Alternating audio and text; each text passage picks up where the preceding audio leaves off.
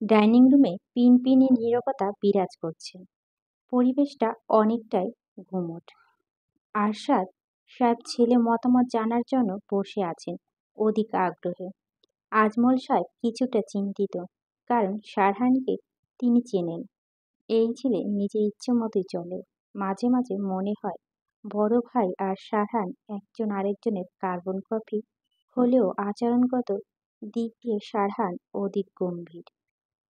তানিয়া বেগম ছেলের মতামত জানার জন্য উৎসুক হয়ে বসে আছেন। মনে মনে চাইছেন সারহান যেন রাজি হয়ে যায়। তিনি চাইছেন না ইফাকে ছেলের বউ হিসেবে হাতছাড়া করতে। সাথী বেগম চুপচাপ বসে পরিস্থিতি পর্যবেক্ষণ করছেন। মিতা বেগম চিন্তিতগ্রস্ত হয়ে বসে আছেন সারহানের উত্তরের আশায়। আফ্রিদি মনে মনে বিরক্ত হচ্ছে।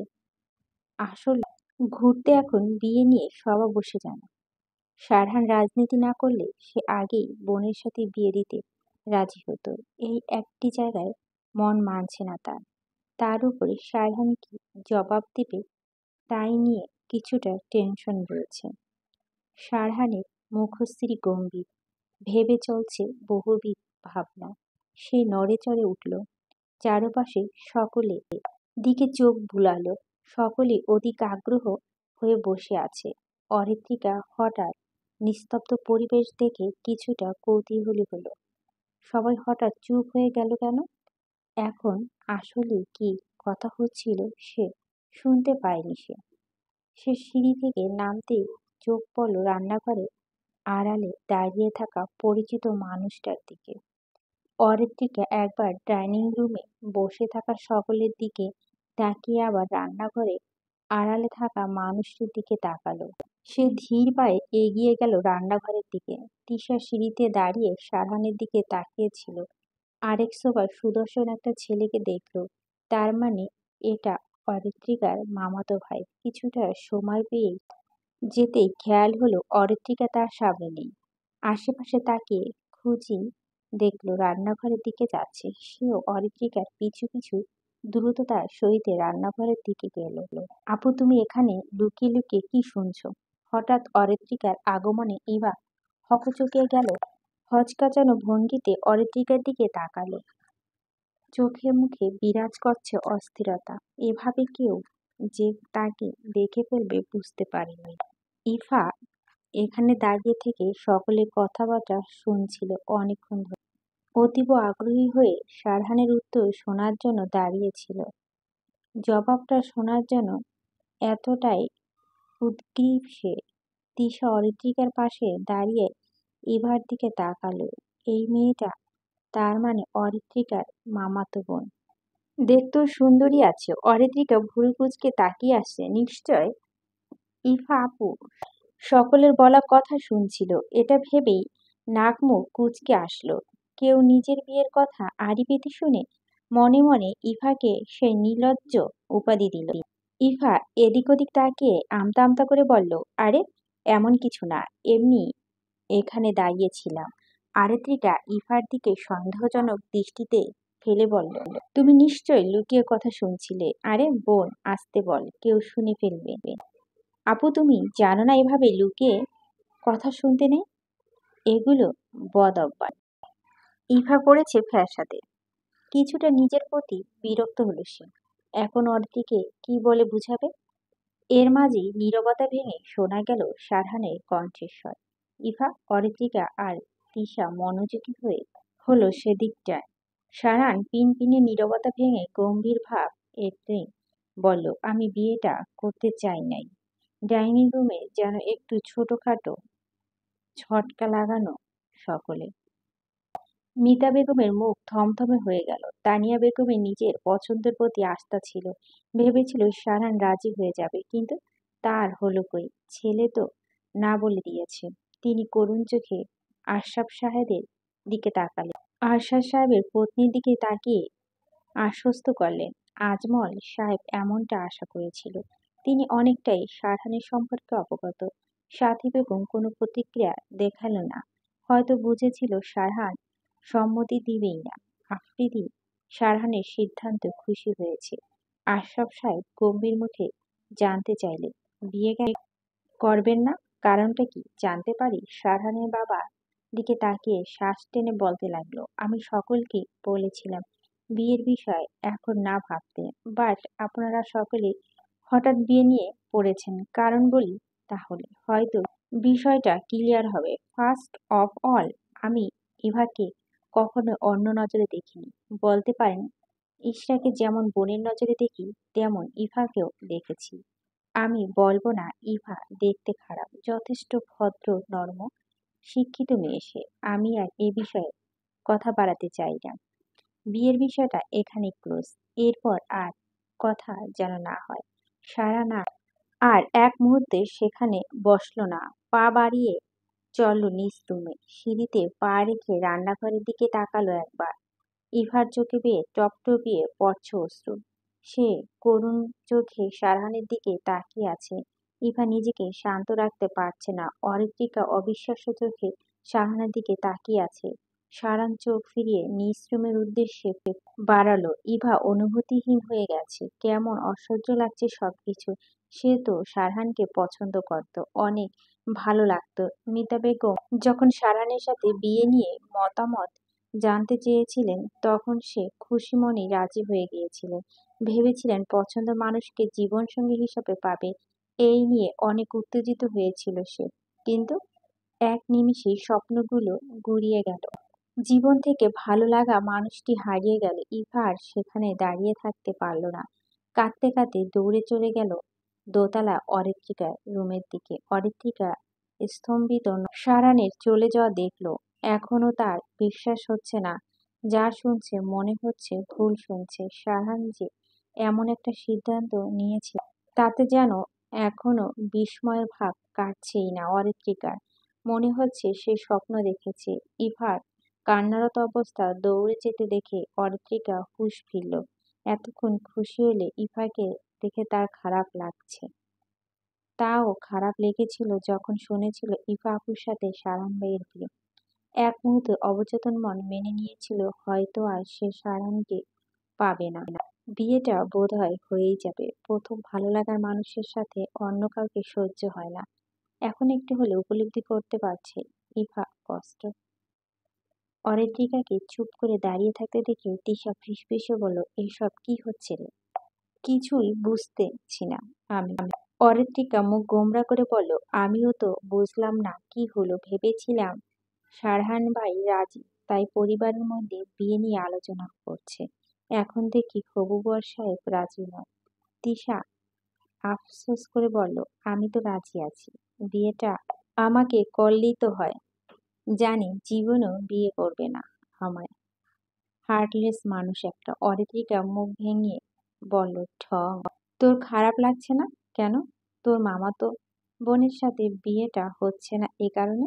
অরিত্রিকা ভালো লাগলেও কোথাও একটু খারাপ লাগা কাজ করছে। সে উত্তর দিল, লাগছে তো। সারান রুমে এসে শার্ট খুলে বিছানায় ছুঁড়ে মারল। পকেট থেকে ফোন আর ওয়ালেট বের করে স্টাডি টেবিলে রেখে বিরক্ত ভঙ্গিতে আলমারি থেকে তোয়ালে আর ট্রাউজার নিয়ে ওয়াশরুমে প্রবেশ করল। দরজা লাগিয়ে জামা কাপড় রেখে শাওয়ার অন করে দিল। তখনই মাথা খারাপ হয়ে যাচ্ছে তার। এত ঝামেলা কেন চারদিকে? এদিকে রাজনীতি, আরেকদিকে পারিবারিক সমস্যা। ওপর থেকে বৃষ্টির ন্যায় শীতল পানির ধারা শাহরাজের পুরুষান্বিত দেহ ছুঁয়ে যাচ্ছে। কপালে কৃষ্ণবর্ণীয় চুলগুলো এলোমেলোভাবে ছুঁয়েছে। দুহাতে চুলগুলো ঠেলে দিল পেছনে। হঠাৎ কি মনে করে ওয়াশরুমে আয়নার দিকে তাকালো সারহান।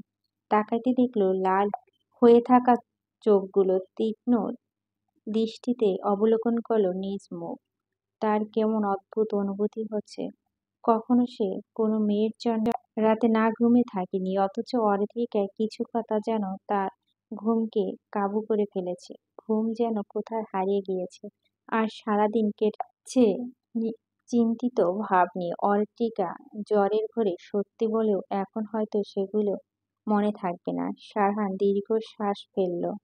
নিজ থেকে আসার সময় ইভাকে দেখেছিল সে। সারহান ইভা সম্পর্কে অবগত এবং ইভা ফিলিং সম্পর্কেও জানে। ইভা যে তাকে পছন্দ করে সেটা এই এক দুই দিনে বুঝেছেন। খেয়াল করেছেন ইভা লুকিয়ে চুরিয়ে তাকে দেখা, তার রুমের দিকে তাকিয়ে থাকা ভাবভঙ্গি, এসব চোখে পড়ল। এড়িয়ে গেছে সে। সারান এসব ভাবনা বাদ দিয়ে দ্রুত গোসল শেষ করলো সে। জামা কাপড় চেঞ্জ করে ওয়াশরুমে থেকে বের হলো। সারহানের ফোন বেজে চলছে। সে টেবিল থেকে ফোনটা হাতে নিয়ে দেখলো আননোন নাম্বার। সারহানের ভুরু কুঁচকে গেল। সে কৌতূহল নিয়ে কল রিসিভ করলো। ইফা কান্নাকাটি করে চোখ মুখ ফুলিয়ে ফেলেছে। মিতা বেগম মেয়েকে সান্ত্বনা দিচ্ছে। ওনারাও মন খারাপ। ভেবেছিল হয়তো সারহান রাজি হবে। নিজে দোষী মনে হচ্ছে। আরেকটিকে একটু দূরে দাঁড়িয়ে দেখে চলছে। মনটা ভীষণ খারাপ। তিশাও চুপচাপ আরেকটিকার পাশে দাঁড়িয়ে আছে। সাথী বেগম ইভাকে বুঝিয়ে সুঝিয়ে রান্না করতে গেছে। ইভা কান্নারত কণ্ঠে বলে উঠল, মা, আমি এখানে আর থাকবো না, বাসায় যাব, আজই চলে যাব। আমি আর এখানে থাকতে চাই না। মিতা বেগম মেয়েকে বোঝাতে বলেন, আজ যাওয়া সম্ভব নয়, আগামীকাল বিকেলে চলে যাব। ইভা মাকে জড়িয়ে ধরে কান্না করতে বলতে লাগলো, আমি এখানে থাকতে পারছি না, আর আমার খুব কষ্ট হচ্ছে মা। এমন কেন হলো বলো তো? সারহান কারো কান্নার আওয়াজ কৌতূহলবশত অরিত্রিকার রুমের দরজার কাছে এসে দাঁড়িয়েছে। ইফার বলা কথাগুলো সারহান শুনছে। সারহান অরিত্রিকার রুমে বাইরে কিছু সময় দাঁড়িয়েছিল। ইভা বলার কথা শুনে আর এক মুহূর্ত সেখানে দাঁড়ালো না। ছাদের দিকে পা বাড়ালো সে। সিঁড়ির ঘর পেরিয়ে ছাদে পা রাখলো সারহান। পড়ন্ত বিকেলে মনোহর পরিবেশ, মৃদু হাওয়া, সব মিলিয়ে মন মাতানো পরিবেশ। আর কিছুক্ষণের মধ্যেই সন্ধ্যা নামবে ধরণীতে। সারহান ধীর পায়ে রেলিংয়ের ধারে গিয়ে দাঁড়ালো। আবহাওয়া অনেকটাই শীতল। সারহান নয়ন তালুকদারের কর্মকাণ্ড অভিশয় বিরক্ত। কিছুক্ষণের আগেই আবির তাকে কল করে জানিয়েছে নয়ন তালুকদার তার লোক দ্বারা ঝামেলা বাঁধিয়েছে রাজশাহী কর্পোরেশন এরিয়াতে। সেখানে সকল দায়ভার সারহানের দলের ওপর চাপিয়েছে। এসব শুনে মাথায় দপ দপ করে জ্বলছে রাগে। মেজাজ তুঙ্গে উঠে গেছে। বিশ্রাম নেওয়া ইচ্ছে থাকলেও হলো না। নয়ন তালুকদার এমন এমন অনৈতিক কাজ করতে থাকছে, সেও আর ছাড় দিবে না। কিভাবে শত্রুকে বশে আনতে হয় তার ভালো করেই জানা আছে। সারহান ফোন উঁচিয়ে সময় দেখে নিল। 6টা বাজে। সে ট্রাউজার পকেটে ফোনটা ঢুকে সেখানে দাঁড়িয়ে রাস্তার মানুষের ব্যস্ততম জীবনের সাক্ষী হলো। শহরের রাস্তা বেড়ালে অলিগলিতে কত শত অসহায় মানুষের দেখা মেলে। তাদের জীবনটা খুব কষ্টের। পৃথিবীতে চলমান ধারা হলো সাধারণ মানুষগুলোর উপর অন্যায় করা হয়। পৃথিবীতে যারা নিম্ন শ্রেণীর মানুষ আছে তারা সবসময় উচ্চ শ্রেণীর মানুষদের দ্বারা শোষণ হয়। এটা চিরন্তন আর বাস্তব চিত্র। মানুষ এমন ভেদাভেদ না থাকলে মানব জীবনে আসলে সুন্দর হতো। সারান কারো উপস্থিত উপলব্ধি করে ঘাড় ঘুরিয়ে পিছনে তাকালো। দেখলো আফ্রিদি দাঁড়িয়ে আছে। সারান ট্রাউজারের পকেটে দুহাত দিয়ে শটান হয়ে দাঁড়িয়ে। আফ্রিদি প্রশ্ন ছুড়ে মারল, কিছু বলবে? আফ্রিদি সারহানের হঠাৎ করে প্রশ্ন নড়ে চড়ে দাঁড়ালো। সে মুখে হাসি রেখা টেনে বলল, তেমন কিছু না। সারান সরু চোখে তাকে মৃদু হেসে রেখা টেনে বলল, মিথ্যে ঠিকঠাক বলতে পারো না দেখছি। আফ্রিদি একটু হকচকিয়ে গেল। সারহান কিভাবে বুঝলো সে তার সাথে কথা বলতে এসেছে? সে সারহানকে অরিত্রিকার রুমের সামনে দেখেছে। সারহান যখন ছাদের দিকে রওনা হয় সে তখন অরিত্রিকা রুমের বাইরে থেকে ইভার কান্নার শব্দ পেয়েছে। বোনের কান্না তার সহ্য হয়নি। সে এই নিয়ে সারহানের সাথে কথা বলতে এসেছে। সারহানের তীক্ষ্ণ চোখে আফ্রিদিকে পর্যবেক্ষণ করছে। সারান আফ্রিদির কোনো উত্তর না পেয়ে বলল, এতটা অস্থির পড়তে হবে না, যা বলতে এসেছো বলে ফেলো। আফ্রিদি মাঝে মাঝে সারহানকে ভয় লাগে। বেশিরভাগ সময় মুখ গম্ভীর করে রাখে। সে সাহস সঞ্চয় করে ঠোঁট ভিজিয়ে বলে, গুরু, ইভা খুব কান্না করছে। ইভার কথা শুনে সারানের মুখ কঠিন হলো। সারান বুঝল আফ্রিদি কেন এসেছে। মুখশ্রী কঠিন থাকলেও স্বাভাবিক কণ্ঠে সারান বলে উঠল, তুমি বলতে চাইছো তোমার বোনকে আমি বিয়ে করি? আফ্রিদি অস্বস্তিতে পড়ে গেল। টপিকটা ভিন্ন ধাঁচের মনে হলো তার কাছে। এভাবে কথা বলাটাও কেমন বেমানান ঠেকছে। সে অস্থির হয়ে বলল, আমি আমার বোনকে ভীষণ ভালোবাসি। চোখে অশ্রু। আমার সহ্য হচ্ছে না। আমার মনে হয় ইফা তোমাকে পছন্দ করে, এই কারণে বেশি কষ্ট পাচ্ছে। সারহান সহসা জবাব ছুড়ে বলল, ক্ষণিকের কষ্ট সয়ে যাও, কিন্তু দীর্ঘ সময় কষ্ট ভোলা খুবই কঠিন। সারা জীবন কষ্ট নিয়ে অববাহিত করতে হয়। আমি তোমার বিয়ে করলে সে হয়তো খুশি হবে, কিন্তু আমি তো তাকে বোনের নজরে দেখেছি। নিজের কাছে awkward ফিল হবে। আমি ইভার ফিলিংসে রেসপেক্ট করি, বাট তোমার মনে হয় এটা তার ভালো লাগা? তুমি বুঝিয়ে বলবে, হয়তো বুঝবে। অল্প কিছুদিন হয়তো খারাপ লাগবে, পরে ঠিক হয়ে যাবে। আফ্রিদি সারহানের বলা কথাগুলো বুঝলো। ভাইয়ের মন তবুও মানতে নারাজ যেন। সে কখনোই ইভাকে এভাবে কান্না করতে দেখেনি, অথচ আজ অল্প সময়ে পরিচিত একজনের জন্য এখনো কান্না করেই চলছে। সারান আবারও রেলিংয়ের কাছে গিয়ে দাঁড়ালো। সে অদূরে তাকিয়ে আফ্রিদির উদ্দেশ্যে বলল, রাজনীতিতে জড়ালেই নিজের জীবনের মায়া ছেড়ে দিতে হয়, সাহসী হতে হয়। কারণ আমাদের তো শত্রুর অভাব নেই। এখন কে পিছন থেকে ছুরি ঢুকিয়ে দেয়, প্রিয়জন আত্মীয় সবাইকে নিয়ে টেনশন থাকতে হয়। আমারও একই অবস্থা। নিজের পরিবার সকলকে নিয়ে টেনশনে থাকি, তাদের যথেষ্ট প্রোটেক্ট করার চেষ্টা করি।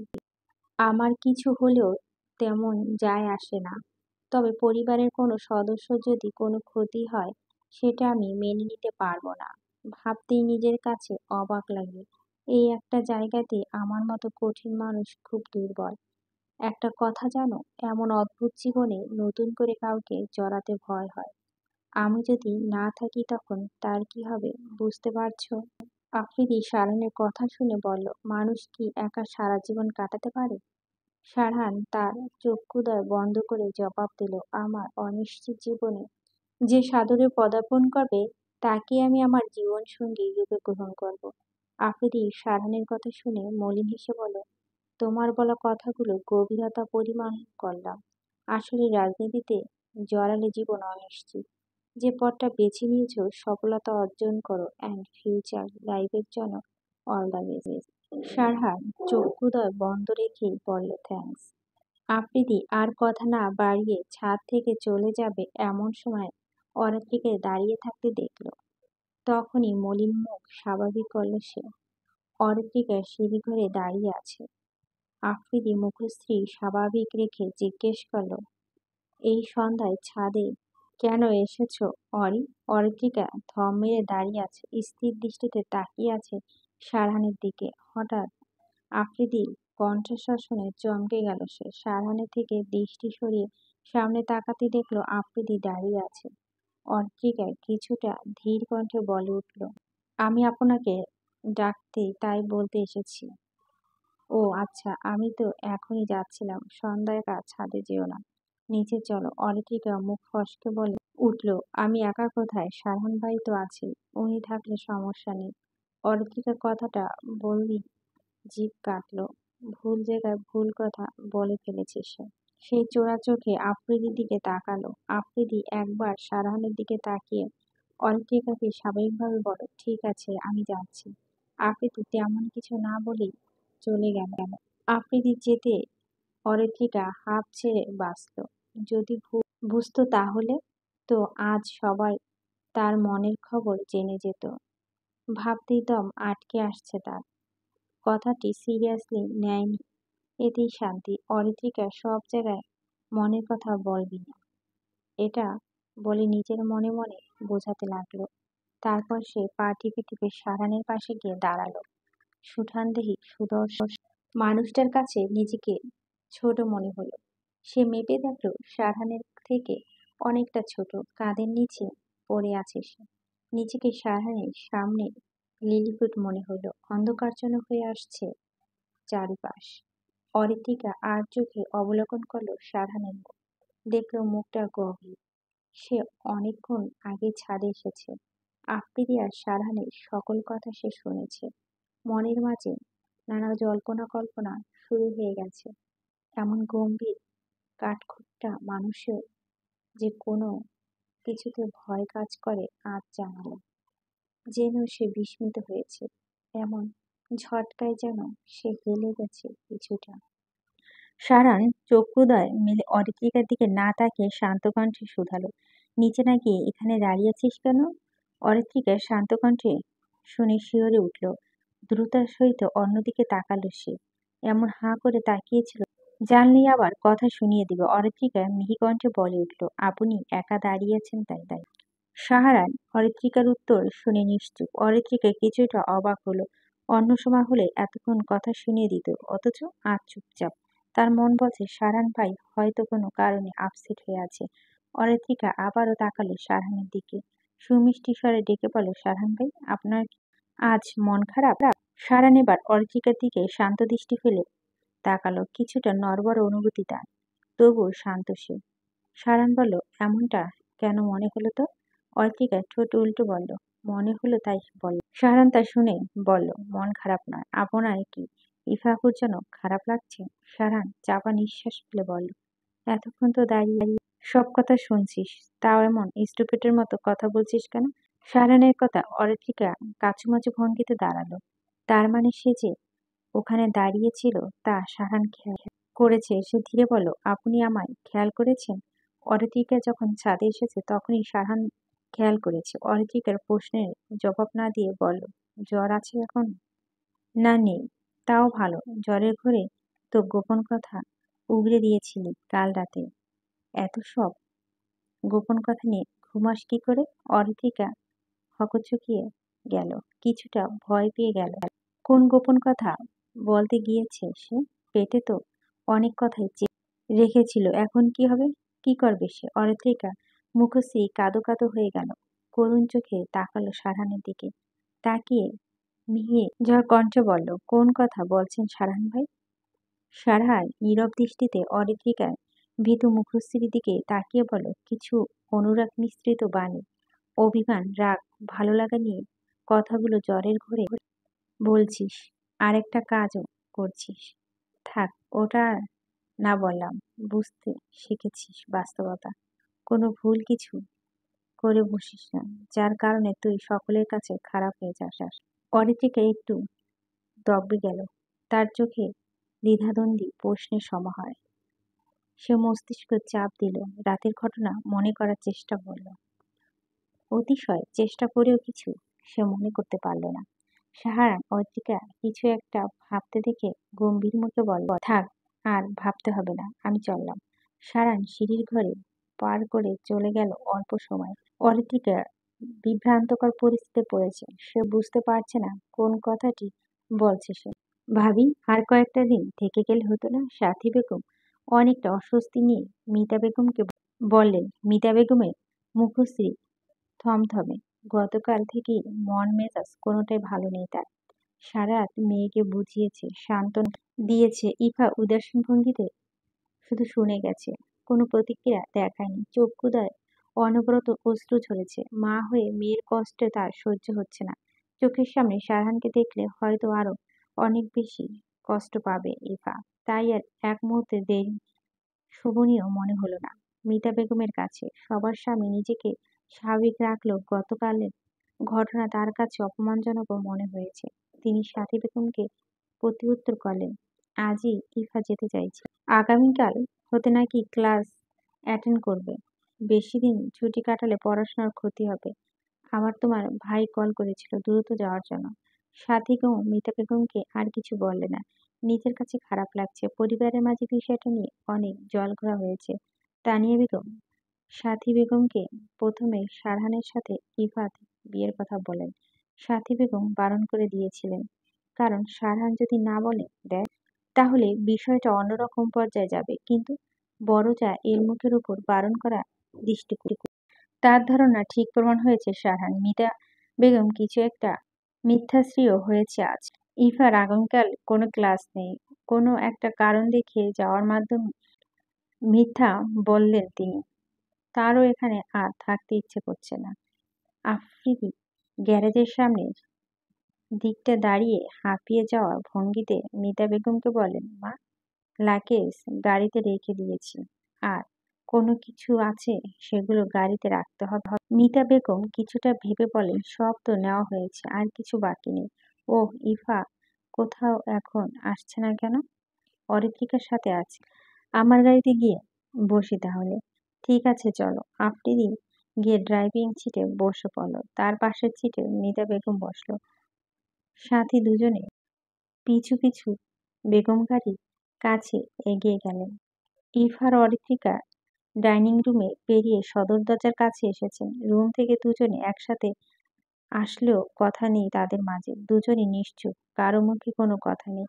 অরিত্রিকা বারবার ইফা মুখ পানে দৃষ্টিপাত করছেন। ইফাকে দেখে বোঝা যাচ্ছে কতটা কষ্ট পেয়েছে। এক নিমিষেই অল্প কিছু সময়ে ভালো লাগা যেন দাবানল বানিয়ে দিয়েছে মনকে। পঙ্গু মন কষ্ট আসলেই অনেক যন্ত্রণা। চক্ষু সম্মুখে অরিত্রিকা সারা রাত ইফার কান্না দেখে উপলব্ধি করেছে। অরিত্রিকা ইফাকে চুপ করে থাকতে দেখে শুধালো, আপু, তোমার কি খুব কষ্ট হচ্ছে? ইফা অরিত্রিকার দিকে তাকালো। নিশ্চয়। চক্ষুদ্বয় শুকনো মুখশ্রী মলিনতা ছেয়ে আছে মুখে। ইফা শুকনো মুখে মলিন হাসি এঁটে বলল, আমায় দেখে কি এমন মনে হচ্ছে? অরিত্রিকা তার শুনে কিছুটা মিউয়ে গেল। তার কাছে ইফা মনোভাব একদম স্পষ্ট। ভালো লাগার পরিমাণটা যত বেশি থাকে তত কষ্টের পরিমাণটা বেশি থাকে। ইফা আর অরিত্রিকা গ্যারেজের সামনে দিকটায় দাঁড়ান। আফ্রিদি গাড়ি কিছুটা দূরে। অরিত্রিকা মিউয়ে যাওয়া কণ্ঠে বলল, আপু, তুমি কি সারান ভাইকে ভালোবাসো? ইফা বোধহয় একটু থমকালো। তার আড়ালে করেই ঝিমিয়ে যাওয়া কণ্ঠে বলল, ভালোবাসা কি বুঝিস তুই? বয়স তো এখনো 18 পেরোয়নি। অরিত্রিকা নিষ্প্রাণ হেসে বলল, 18 না পেরোলে বুঝতে পারি। এই যে তোমার অনেক কষ্ট হচ্ছে, তবু কেমন চেপে রেখেছো কষ্টগুলো, ব্যথাগুলো আড়াল করার চেষ্টা চালাচ্ছ, তবু আমি বুঝতে পারি। ইভা মনির মুখে চমৎকার হেসে বলল, বুঝলাম। আমার এই পিচ্চি বোনটা আর ছোট নেই, বড় হয়ে গেছে, মানুষের মনের খবর বুঝতে শিখেছে। এমন মন বোঝার ক্ষমতা কজনের হয় বল? অরিত্রিকা মুখ গোমড়া করে বলল, আপু, তুমি কিন্তু কথা ঘুরাচ্ছ। ইফা আবারও হেসে বলল, সত্যি বলবো নাকি মিথ্যে বলবো? বলতো। হুম, সত্যিটাই বলছি। ফারহানকে আমার ভালো লাগে, হয়তো ভালোবাসি, এই কারণে এতটা মুছে পেরেছি। দেখেছি সবার সামনে স্বাভাবিক থাকার অ্যাক্টিং করলাম, অথচ তুই বুঝে গেলি। ইফার মুখে সত্যিটা শুনে অরিত্রিকা বক্ষস্থল ধক করে উঠল। চমকিত হলো না তার মন সত্তা। খেয়ে হারিয়ে যাওয়া নৌকার মতো মনে হলো নিজেকে। ভেবেছিল হয়তো ভালো লাগে বলবে, কিন্তু ভালোবাসা? অরিত্রিকা মুখশ্রীতে আধার নেমেছে যেন। ইভা অরিত্রিকা চুপ থাকতে দেখে বলল, কিরে, চুপ হয়ে গেলি কেন? সারান ভাইকে সারান বলে সম্বোধন করছি, তার জন্য মুখ গোমড়া করেছিস? একটা কথা জানিস, সারহান ভাই ডাকটা আমার আসে না, তাই বলছি। অরিত্রিকা প্রতিক্রিয়াহীন হয়ে নীরব চোখে ইফার দিকে তাকিয়ে বলল, তেমন কিছু নয় আপু, আমার মতো ভুল করবি না। অরি, ভুল মানুষকে কখনো ভালোবাসবি না। না হলে এই যে একজন ভুল মানুষকে ভালোবেসেছি, একজন ভুল মানুষকে ভালোবাসা আমৃত্যু অশ্রুপাতের কারণ হয়। একতরফা ভালোবাসা খুবই ভয়ঙ্কর জিনিস। অরিত্রিকার বক্ষে যেন ঝড় হাওয়া বইছে। তার মুখশ্রী আতঙ্কিত, অজানা ভয় যেন চেপে ধরেছে। মন বলছে, ইফা আপুর মতোই যদি তাকেও সারান ভাই না বুঝি, তখন কি হবে? ইফা আপুর মতোই কি এই কষ্ট দুঃখে জর্জরিত হবে সে? একতরফা ভালোবাসা নিয়ে কাঁদবে সে? অরিত্রিকার চোখে ঝাপসা হয়ে আসছে। ভালো লাগা থেকে শুরু হয় প্রণয়ের সূচনা। প্রণয়ের সন্ধিক্ষণে এসে যদি অপূর্ণতা দরজা করা নাড়তে হয়, তখন তো সে নিঃশেষ হয়ে যাবে। তার চোখে অশ্রুতে ভিজে আসছে। ইফা অরিত্রিকার ক্রন্দনরত মুখশ্রী দেখে বিচলিত ভঙ্গিতে বলে উঠল, কি হয়েছে তোর? কাঁদছিস কেন? অরিত্রিকা মনে চলা ঝড়ো মেঘের কথা আড়াল করে চক্ষুদ্বয়ে অশ্রু হাত দ্বারা মুছে বলল, তুমি চলে যাবে তাই খারাপ লাগছে। ইফা অরিত্রিকাকে জড়িয়ে ধরে মলিন সুরে বলল, আরে পাগলি, একবারে যাচ্ছি না, আবার আসবো তো তোর বিয়ে খেতে, অনেক মজা হবে তখন। অরিত্রিকা মিকি ডাক দেখিয়ে বলল, আপু, মজা করো না তো। তো আমি মজা করছি না, সত্যি আসবো দেখিস কথাটা। বলা শেষ হতে ইভা দৃষ্টি আটকালো চৌধুরী বাড়ির সদর দরজার দিকে। তাকাতেই তার অন্তরস্থল কেঁপে উঠল। আবারও হু হু করে কেঁদে উঠল মন। চক্ষু ভিজে আসছে নোনা পানি বিন্দুতে। ভিজে চোখে তাকিয়ে আছে সারহানের দিকে। সারহান অরিত্রিকা আর ইভার দিকে একধানে তাকিয়ে আছে। ইভা আর কঠিন মানুষটার দিকে না তাকিয়ে অরিত্রিকাকে ছেড়ে দ্রুততার সাথে বলে উঠল, আর সময় নেই রে, বাসায় পৌঁছে অনেক কথা বলবো, বুঝলি? ঠিক আছে, চলো তোমার গাড়ি পর্যন্ত এগিয়ে দিয়ে আসি, চল। ইভা আর অরিত্রিকা আফ্রিদির গাড়ির দিকে যেতে লাগলো। ইভা অনিশ্চিত বাসনা নিয়ে অবাধ্য টানে একবার পিছু ফিরে তাকালো। দেখল সারহান এখনো তাদের দিকে তাকিয়ে আছে। ইভা চোখ ফিরিয়ে সামনের দিকে তাকালো। মিতা বেগম ইভাকে আসতে দেখে বলল, এতক্ষণ কি করছিলে দুজনে? জরুরি কথা বলছিলাম, আফ্রিদি বলে উঠল। দ্রুত বস, যেতে অনেক সময় লাগবে। ইভার সাথী বেগম আর অরিত্রিকা থেকে বিদায় নিয়ে গাড়ি উঠে বসলো। আফ্রিদি আর মিতা বেগমের সাথী বেগম অরিত্রিকা থেকে বিদায় নিল। আফ্রিদি আর দেরি না করে গাড়ি স্টার্ট দিয়ে মেন গেটে পেরিয়ে গেল মুহূর্ত। অরিত্রিকা আর সাথী বেগম বিদায় দিয়ে সদর দরজায় ঢুকতে যাবে এমন সময় খেয়াল করলো সারহান দাঁড়িয়ে আছে। সাথী বেগম পাশ কাটিয়ে ভিতরে গেলে অরিত্রিকা গেল না। সারহান অরিত্রিকার দিকে ভুরু কুঁচকে তাকিয়ে আছে। অরিত্রিকার চোখে মুখে বিচলিত ভাব স্পষ্ট। মনে জমা হয়েছে একটা প্রশ্ন, সারহান ভাই এখানে কি করছেন?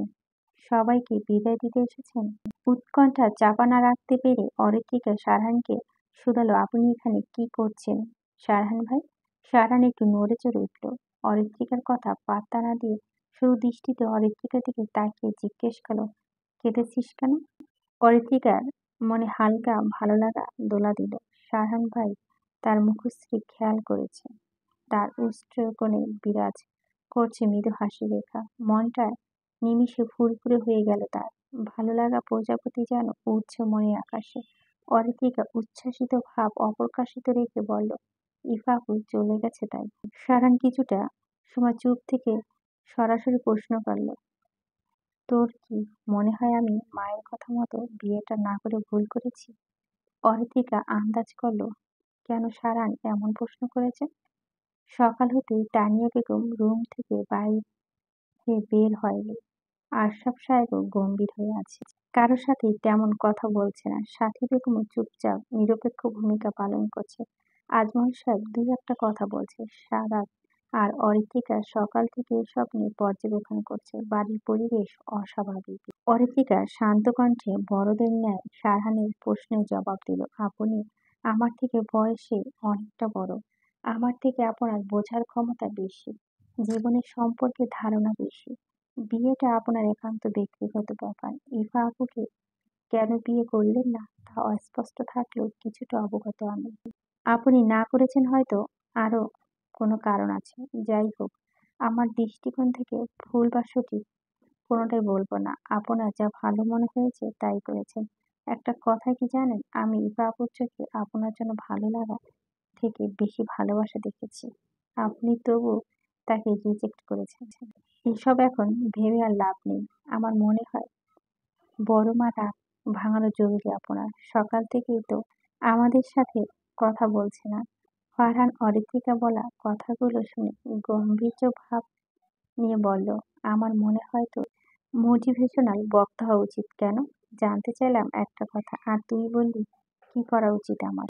অরিত্রিকা বিরক্ত হলো খুব, তবুও স্বাভাবিকভাবে বলল, আমার থেকে জানতে চাইলেন তাই বলছি, না হলে বলতাম না। সারহান আর অরিত্রিকার সাথে তর্ক করা ইচ্ছে হলো না। সে অরিত্রিকা আর কিছু না বলে চলে যাবে এমন সময় অরিত্রিকা ডেকে উঠল। সারান পা থামিয়ে অরিত্রিকার দিকে তাকিয়ে ইশারা করলো, কি হয়েছে?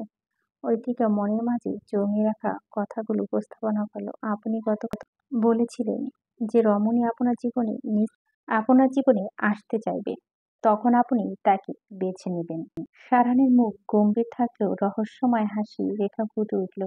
মূলত অরিত্রিকার এমন প্রশ্ন যেন সারহানকে কিছুটা বিস্মিত করেছে।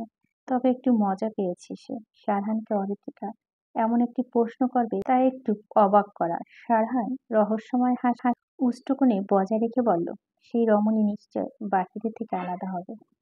নিশ্চয় বলতে চাইলেন আপনার জন্য তার মনে প্রগাঢ় ভালোবাসা লুকায়িত থাকবে, আপনাকে সর্বদা করবে, ভালোবাসবে, সুখে দুঃখে পাশে থাকবে, কখনো আপনাকে ভুল বুঝবে না, আপনার সাথে সারাটা জীবন কাটিয়ে দেবে। একটা কথা কি জানেন, আমি খেয়াল করেছি ভালোবাসা কখনো বল দেখে হয় না, আবার অপ্রকাশিত ভালোবাসা অনুভূতি গাঢ় হয়ে ভালোবাসায় পরিণত হয়। প্রথম ভালোবাসা মানুষটি যে রমণী ভাগ্যে থাকে সে নিশ্চয় ভাগ্যবতী হবে। অরিত্রিকা আর দাঁড়ালো না, নীরবে সারহানের সামনে হতে প্রস্থান করলো। সারহান বিস্মিত হলো অরিত্রিকার কথায়। সে অরিত্রিকা চলে যাওয়ার পানে তাকিয়ে রইল ক্ষণ সময়। মেয়েটা কি তবে তাকে ভালোবাসে, এটা বোঝাতে চাইল?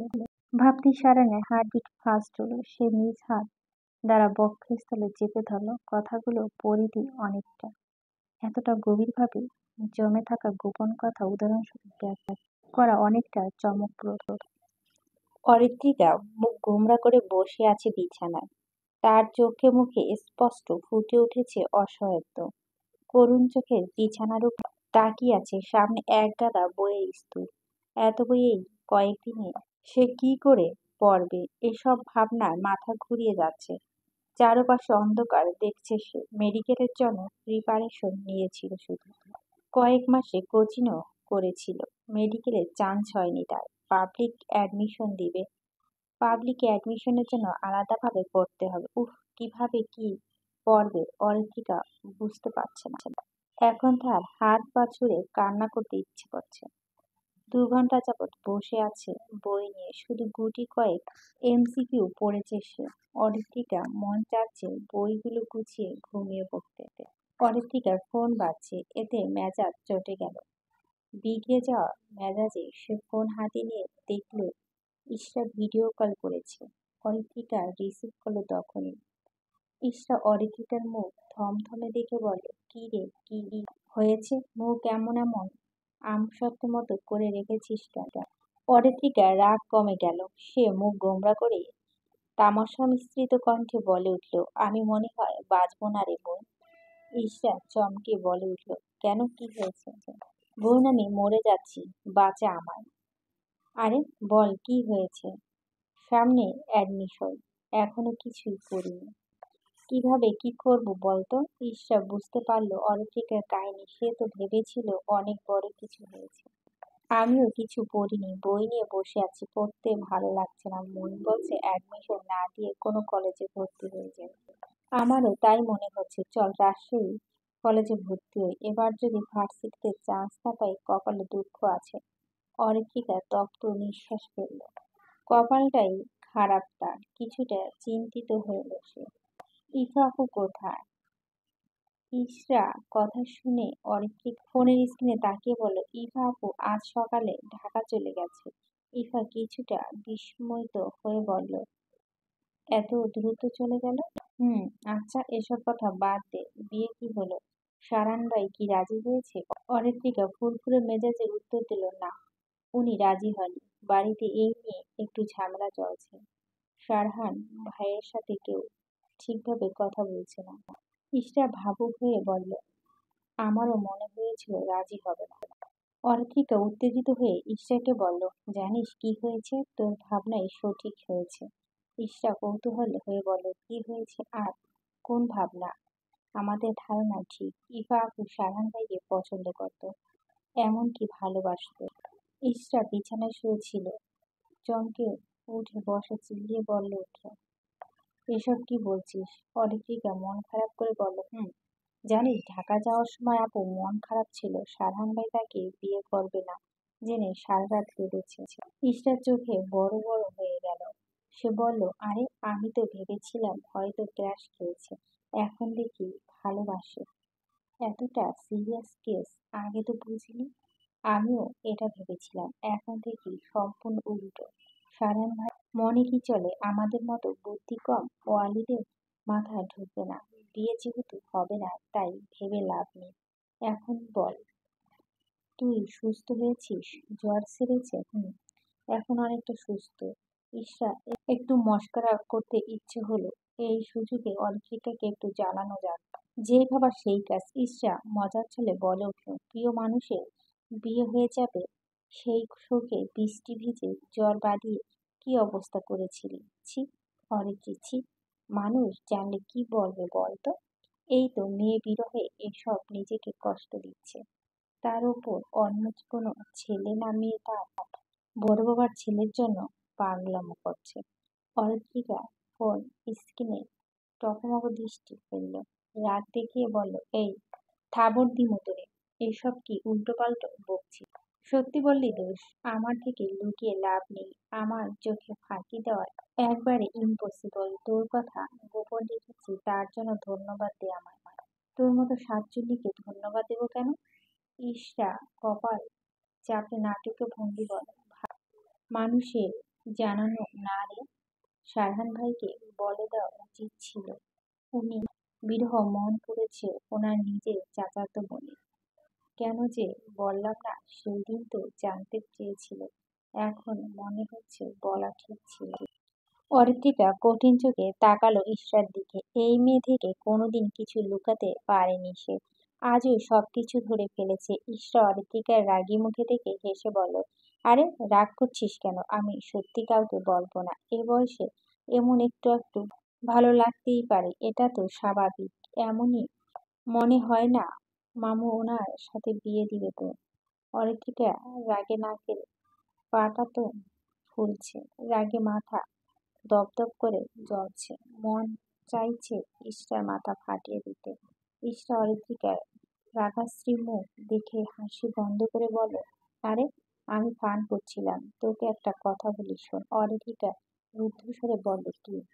তুই কি সত্যি সারান ভাইকে শুধু পছন্দ করিস, একটু ভালোবাসিস না? অরিত্রিকা রাগ নিমিষে গায়েব হয়ে গেল। ঈশা এমন প্রশ্ন শুনে কিছুটা চিন্তিত ভাব পরিলক্ষিত হলো তার মাঝে। আসলে কি শুধু ভালো লাগে নাকি ভালোবাসে সে? হয়তো অনেকটাই ভালোবাসা। অরিত্রিকাকে চিন্তিত দেখে ঈশা বলল, এটা উত্তর নিজের মাঝে খোঁজ, বুঝলি? মন থেকে কি উত্তর পাই দেখ। যদি যদি ভালোবেসে থাকিস সারহান ভাইকে, তবে কি সারা জীবনের পাশে থাকতে চাস ওনার? এই উত্তর খুঁজে বের কর, দেখবি উত্তর পেয়ে গেলে সবকিছু সহজ হয়ে যাবে। অরিত্রিকা মন চঞ্চল গতিতে উত্তর খুঁজে চলছে। আসলে সে কি চায়? নিশ্চয় পছন্দের মানুষকে হারাতে চায় না। কখনো সারা জীবন পাশে থাকবে। অরিত্রিকা দূর কণ্ঠে উত্তর দিল, আমার প্রথম কল্পপুরুষ আমারই হোক। আমি চাই উনি আমার মনের কথা বুঝুক, আমায় ভালোবাসুক, তারপর না হয় ওনার সাথে সারা জীবনের জন্য জড়িয়ে থাকবো। আমি চাই আমাদের পরিণয় পবিত্র হোক। তুই কিন্তু বড়দের মতো কথা বলছিস। অবাক হয়ে গেছি তোর কথা শুনে। অরিত্রিকার মুখে একটু হাসি ফুটল। সে হাস্যরত কণ্ঠে বলল, বড় তো হয়েই গেছি। আর দুদিন পর আমার জন্মদিন, ভুলে গেছিস? তোর জন্মদিন কখনো ভোলা যায়? তুই আসবি না? ঈশা বলল, দেখি কি করা যায়। আচ্ছা, এখন রাখছি, পরে কথা হবে। ঠিক আছে। অরিত্রিকা কল কেটে দিল। ঈশার কথাগুলো মোটেও ফেলে দেওয়ার মতো ছিল না। তার অবচেতন মন সারহানের সাথে পথ চলার জন্য বলে চলেছে। রাজশাহী সিটি কর্পোরেশন অফিসে নিশাত বসে আছে, তার পাশে বসে আছে নয়ন তালুকদার। মুখটা বিকৃতি করে রেখেছে। সিটি কর্পোরেশনের ঊর্ধ্বতন কর্মকর্তা অফিস রুমে বসে আছে দুজন। মোহাম্মদ তাহের রহমান নিজ জায়গায় বসে আছেন, মুখশ্রী গম্ভীর, এক হাতে চশমা ঠেলে বারবার বাহিরে তাকাচ্ছেন। মূলত তারা অপেক্ষা প্রহর গুনছেন। হাতে ঘড়ি দেখে সময় দেখে নিল একবার। সময় 11টা 57। সারহান তাহের সাহেবের অপেক্ষা প্রহর শেষ করে অফিস রুমে প্রবেশ করলো। সাথে প্রবেশ করলো আবির আর ইনা।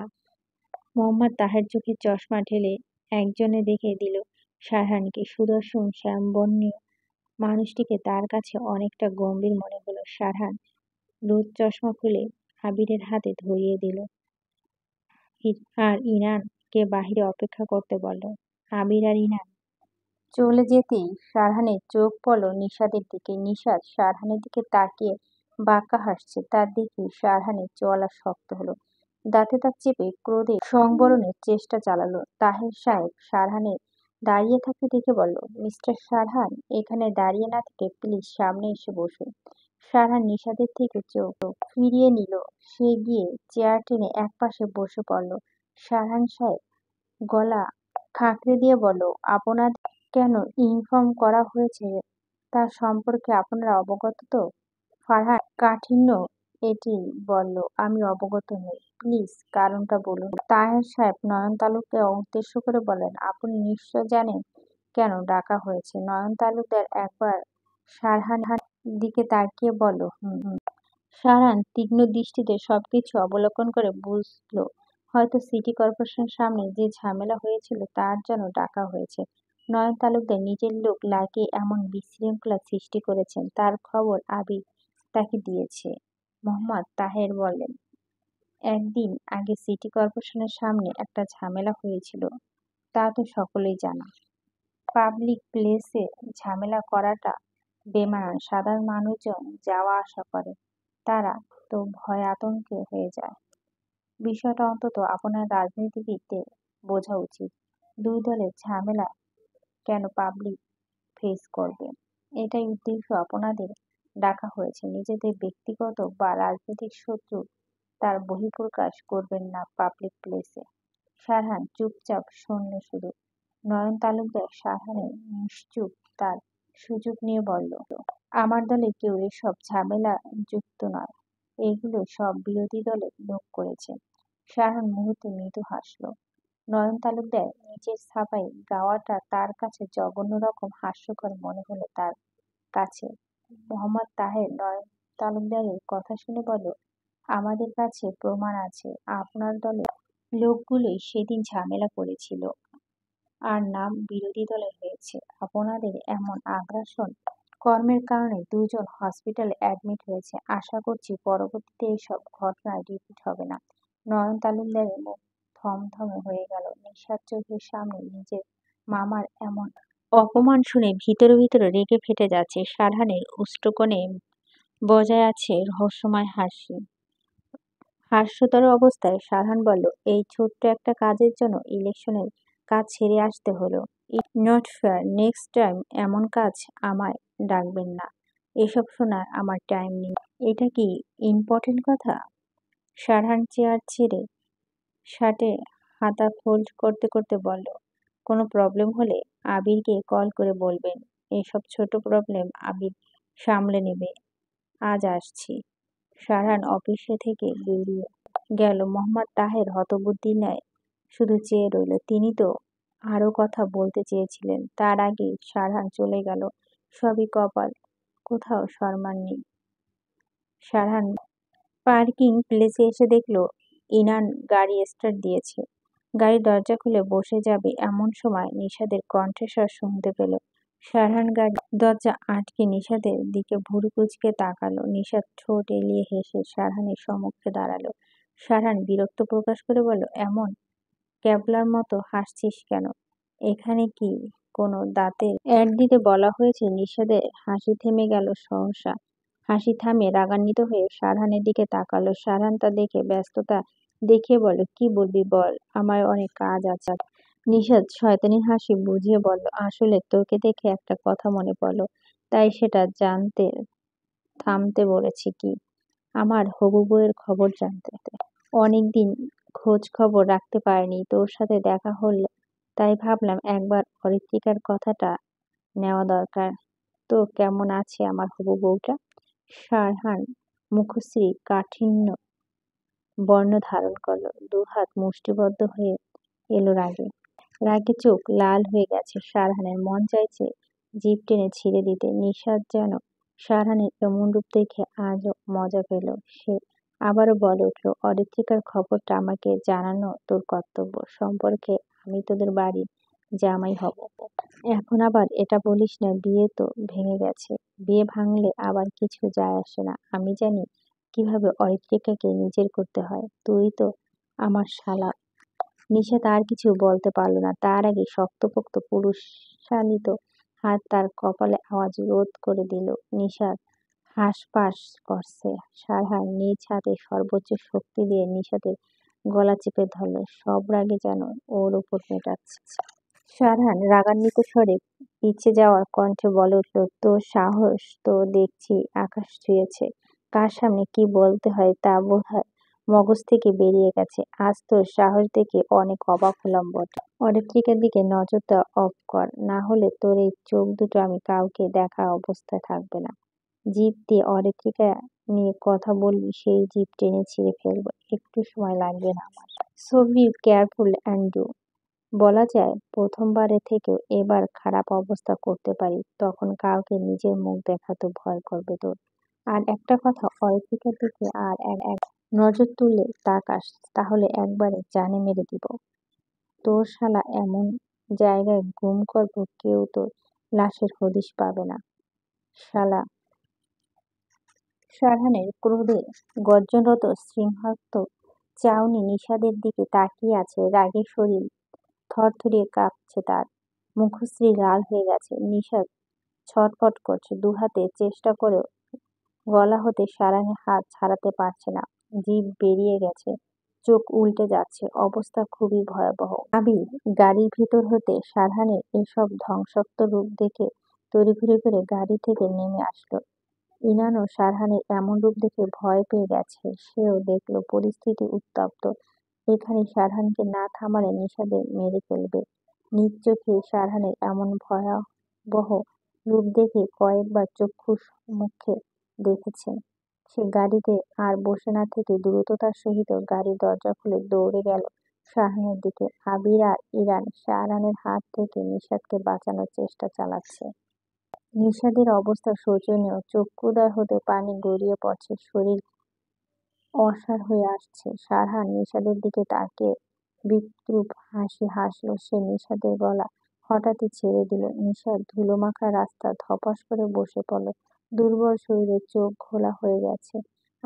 কাশতে কাশতে জীবন যেন যা যা অবস্থা। ঠোঁটে কোণে কিছুটা রক্তের অস্তিত্ব। শরীর ঘেমে স্রোত হয়ে গেছে।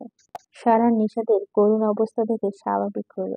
তার সাথে নিষাদের মতো চুনোপুঁটি লাগতে আসতে ভাবতে তাচ্ছিল্য হাসি হাসল সারহান। আবির আর ইনার অবাক চোখে তাকিয়ে আছে সারহানের দিকে। তারা জানে সহজেই সারহান রাগ না কারো গায়ে হাত দেয় না। হয়তো নিষাদ কোনো উল্টোপাল্টো কথা বলছে, এ কারণেই রেগে গেছে এতটা। সারহান নিজের শার্ট টেনে ঠিক করতে করতে আবিরকে উদ্দেশ্য করে গম্ভীর কণ্ঠে বলল, গাড়ি থেকে পানির বোতল নিয়ে আয়।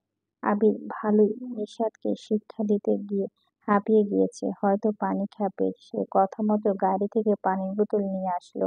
আবির আসতেই সারহান পানির বোতল হাতে নিয়ে নিষাদকে যে হাতে গলা টিপে ধরেছিল সেই হাত ধুয়ে ফেলল। আবির আর ইনান তাজ্জব বনে গেল। বিস্মিত চোখে সারহানের দিকে তাকিয়ে থাকলো।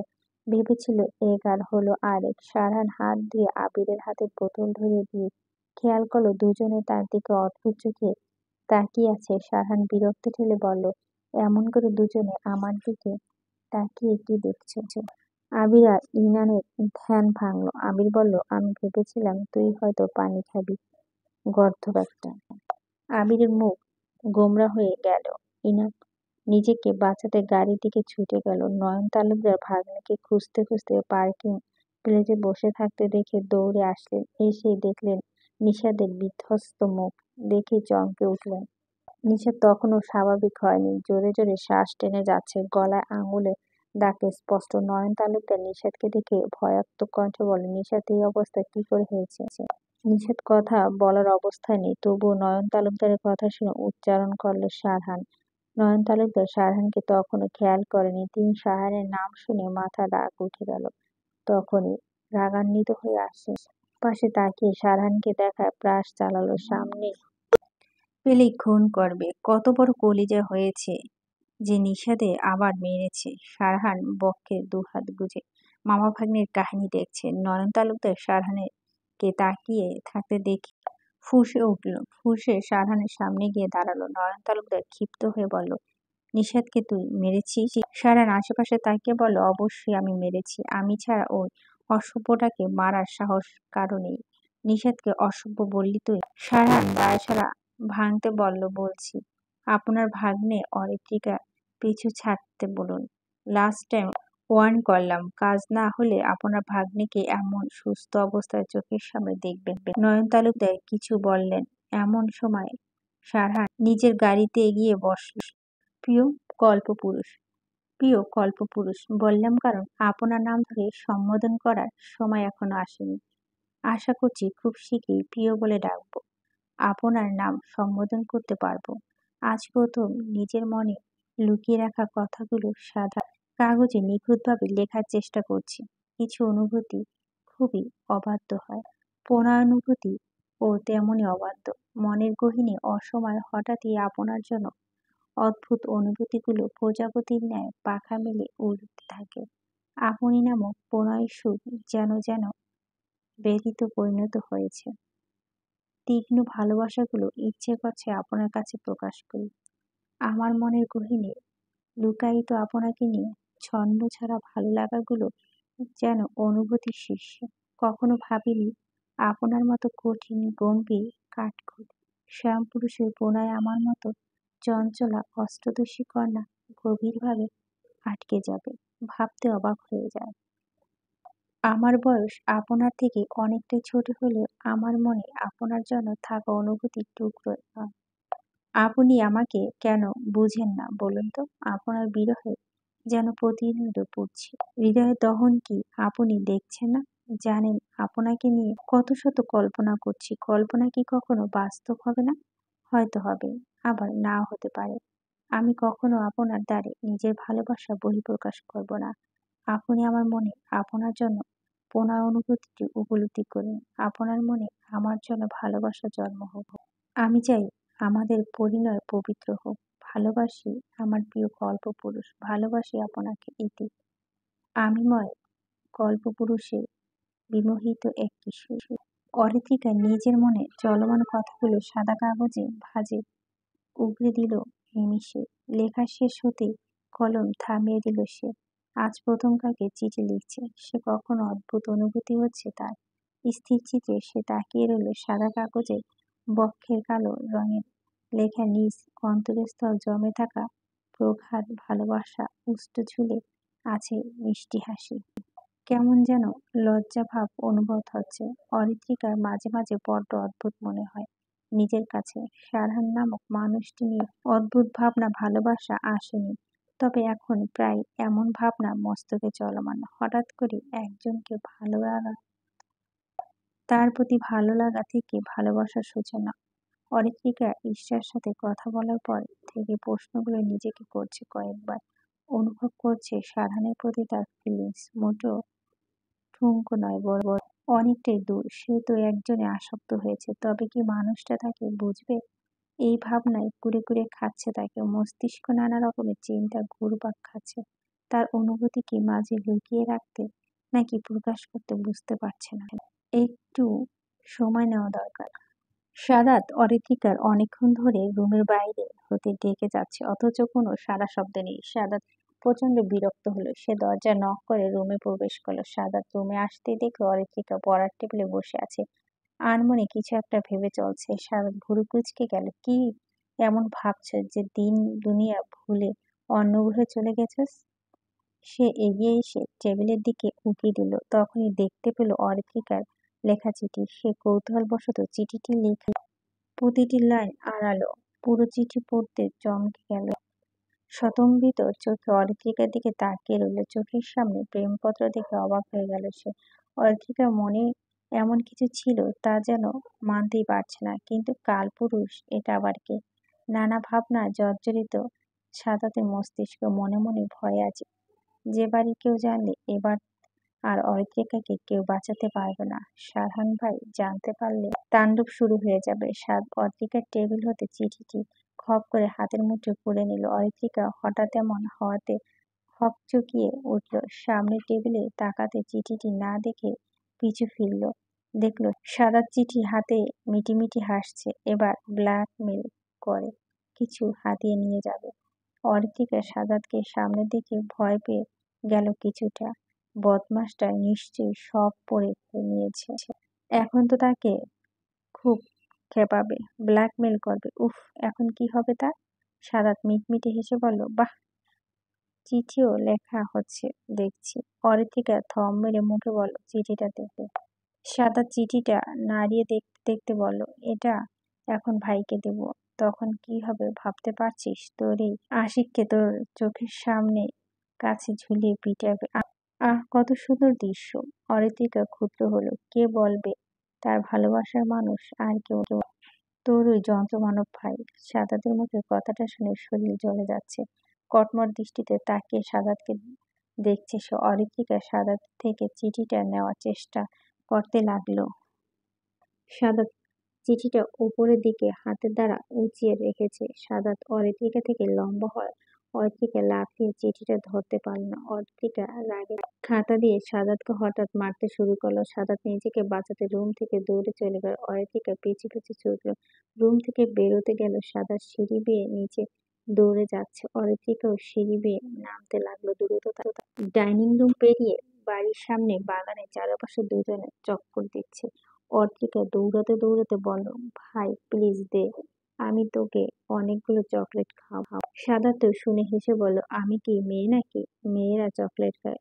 অন্য কিছু অফার কর। অরিত্রিকা আর দৌড়াতে পারছে না, সে অনেকটা হাঁপিয়ে গিয়েছে। বাগানটা ৩-৪ ঘূর্ণন ঘুরছে, তখন তার মাথা ঘুরছে। সে ধপ করে বাগানের পাশে ঘাসে বসে পড়ল। সাদা তা দেখে অনেকটা দূরে গিয়ে দাঁড়ালো। সেও হাঁপিয়ে গিয়েছে। অরিত্রিকা হাঁপিয়ে যাওয়ার কণ্ঠে বলল, আচ্ছা তুই যা বলবি তাই করবো, এবার চিঠি দে। সত্যি বলছি তো? বলছি। ঠিক আছে শোন, প্রথমে আমি তোর ওই কল্পপুরুষের নাম জানতে চাই, আর দ্বিতীয় আগামীকাল রেস্টুরেন্টে কাচ্চি বিরিয়ানি খেতে যাব, সব বিল তোকে দিতে হবে। অরিত্রিকা মুখ অসহায়ের ন্যায় হয়ে গেল। কি বলবে সে? একজনের কাছে আরেকজনের ভালোবাসে কিভাবে বলবে? সাদাতকে ভরসা নেই, বাড়িতে যদি সবাইকে বলে দেয়। সাদাত অরিত্রিকাকে চুপ থাকতে দেখে মিচকি হেসে বলল, আচ্ছা ভাবতে থাক, ততক্ষণ আমি তোর লেখা চিঠি আরেকবার পড়ি। তখন ভালোভাবে পড়তে পারিনি। অরিত্রিকার রাগে যেন আহ, আরো বেড়ে গেল। সারানের থেকে কম না এই সাদাত, ভাইয়ের মতো হয়েছে একেবারে। অরিত্রিকা ফোন দিয়ে আটলো, সে সারানের নাম নিবে না, অন্য কারো নাম বলবে। সাদাত উৎসাহিত হয়ে কয়েক লাইন পড়তেই হঠাৎ কেউ একজন চিঠিটা টান দিয়ে নিয়ে নিল। সাদাত চমকে পিছনে তাকালো। তাকাতেই গলা শুকিয়ে গেল তার। ভয়ার্ত চোখে একবার অরিত্রিকার দিকে তাকিয়ে আবার সারানের দিকে তাকালো। সারান সাদাতের দিকে তাকিয়ে বাগানের পাশে ঘাসের উপর থাকা ক্লান্ত শরীরে বসে থাকা অরিত্রিকার দিকে তাকালো। অরিত্রিকা তখন ও ধ্যানমগ্ন। সারান চোখে সরিয়ে সাদাতের দিকে তাকালো। সাদাতকে চুপচাপ দাঁড়িয়ে থাকতে দেখে কপাল কুঁচকে বলল, চলাচলের পথে মাঝে দাঁড়িয়ে কি এমন পড়ছিলি? সাদাত হাসার চেষ্টা করে বলল, তেমন কিছু না ভাই, একটা নোটস পড়ছিলাম। বাহ, উন্নতি হয়েছে দেখছি। আমিও দেখি আমার ভাই কি ইম্পর্টেন্ট নোট পড়ছিল যে আশেপাশে তার খেয়াল নেই। সারান হাতে থাকা চিঠিটি দু হাতে মেলে পড়তে শুরু করলো। সাদাতের ভয়ে ঘাম ঝরছে। সে ভাবলো এই সুযোগ পালাতে হবে। যেই ভাবা সেই কাজ। ধীরে ধীরে পেছাতে পেছাতে কিছুটা দূর যেতেই এক দৌড়ে সদর দরজা পেরিয়ে গেল। সারান চিঠিটি তীক্ষ্ণ দৃষ্টিতে অবলোকন করল। প্রতিটি শব্দ যেন কারো জন্য গভীর ভালোবাসা জল। অনুভূতি মিশ্রিত প্রতিটি বাক্য সারহানের মনে গেঁথে গেছে। সে জানে চিঠি লেখিকা আর কে নয়, অরিত্রিকা। কারণ অরিত্রিকার হাতের লেখা তার চেনা। ভালোবাসা মিশ্রিত প্রণয়বেগ, প্রতিটি বাক্যে যেন নিখুঁত হাতে অষ্টাদশী কন্যার মনের ভাব, যেন যুবকের মনের গহীনে অদৃশ্য অদ্ভুত অনুভূতি জন্ম দিতে বাধ্য করেছে। সারহান চিঠি থেকে চোখ সরিয়ে শান্ত দৃষ্টিতে ফেলে অরিত্রিকার দিকে তাকালো। অরিত্রিকা চিঠি হাতে সারহানকে দেখে আশ্চর্যিত হয়েছে। অরিত্রিকা কাচুমাচু ভঙ্গিতে উঠে দাঁড়ালো। সে আর চোখে সারহানের দিকে তাকিয়ে ধীর পায়ে সারহানের দিকে এগিয়ে আসলো। সারহান হাতে থাকা চিঠি নিজ পকেটে ভাঁজ করে রেখে দিল। অরিত্রিকা অবাক চোখে সারহানের দিকে তাকালো। সারহান ভাই, আর লেখা চিঠি কেন নিজের কাছে রাখলেন? সারহান অরিত্রিকার অবজ্ঞার রেশ কাটানোর জন্য বলল, চিঠিটা আমার কাছে রেখে দিলাম। অরিত্রিকা অস্ফুট স্বরে বলল, আমার চিঠি আপনি কেন রাখবেন? সারহান অরিত্রিকার অগোচরে মৃদু হাসল। নিজেকে স্বাভাবিক করে গম্ভীর কণ্ঠে বলল, চিঠি লেখাগুলো ভালো লেগেছে তাই। অরিত্রিকা অবিশ্বাস্য চোখে সারহানের দিকে তাকিয়ে রইল। যন্ত্রমানবের প্রেমপত্র ভালো লেগেছে। তা তাকে কিছু বলল না কেন? অরিত্রিকা বিস্মিত হয়ে বলল, আপনার ভালো লেগেছে? অরিত্রিকার কথা সাধারণ শান্ত স্বরে প্রত্যুত্তর করল, মন থেকে কোনো কিছু লিখলে সেটা ভালোবাসার ছোঁয়া থাকে, তেমনি চিঠির প্রতিটা কথাই ভালো লেগেছে। সেখানে প্রতিটা উল্লেখিত বাক্য যেন প্রাণবন্ত। যে লিখেছে তাকে আমার পক্ষ থেকে ধন্যবাদ দিয়ে দিস, আর বলে দিস আমি এটা আর কখনো ফেরত দিব না।